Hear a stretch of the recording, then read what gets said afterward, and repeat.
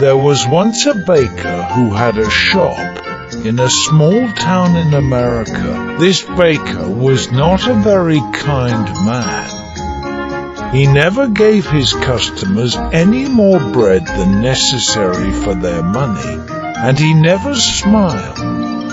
But he was a very good baker. His bread was the softest bread that you could imagine. Sometimes customers paid for their bread and started eating it there in the shop. And his cakes.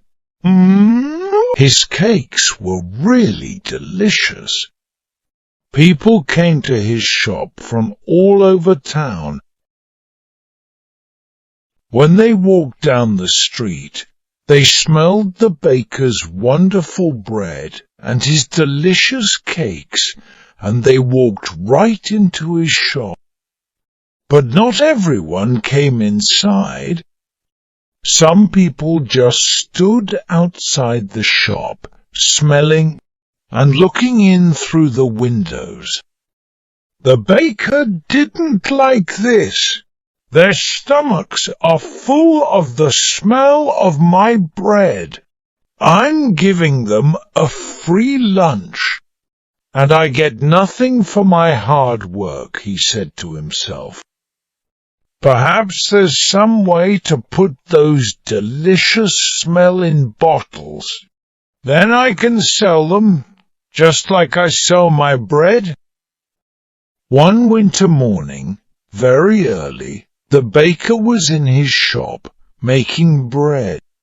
He wasn't singing happily while he worked. He was complaining to himself about getting up early, about the cold weather, and about anything that came into his head. In the middle of all this, he looked up and saw someone looking in through the window. It was a young man wearing an old coat. He was looking at the baker's bread, and he was hungry. He was smelling the fresh bread and smiling. When the baker saw him, he felt very angry. That thief outside my shop has a stomach full of the smell of my bread. It's a free breakfast.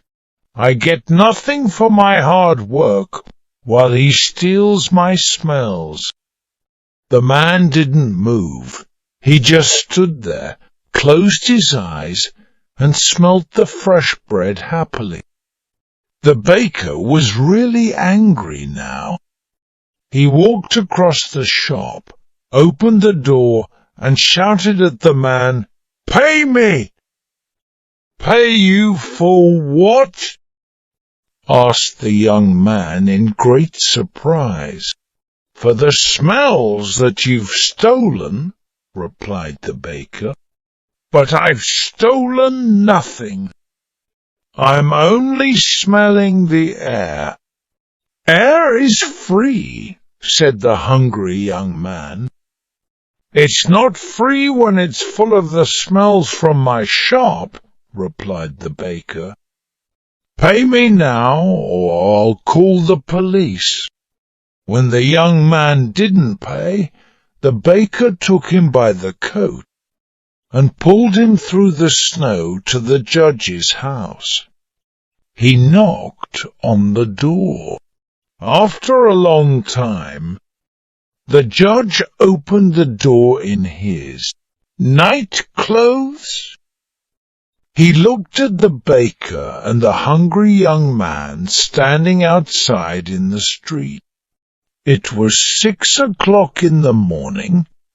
What could be so important so early in the day? "This man is a thief. He stole the smells from my shop," said the baker. The judge was surprised, but all he said was, "Come in and tell me your story. But first give me time to dress myself." He went back into the house. After a few minutes he came back and he took them inside. They all sat down together round a large table. "All right, tell me everything." "Baker, you start," said the judge. He listened quietly. First the baker told him all about the hungry man who stole all his smells. The judge went on listening. Then the young man told him that air was free and that any man could have as much as he wanted. When they finished telling their stories, the judge was silent for a few minutes.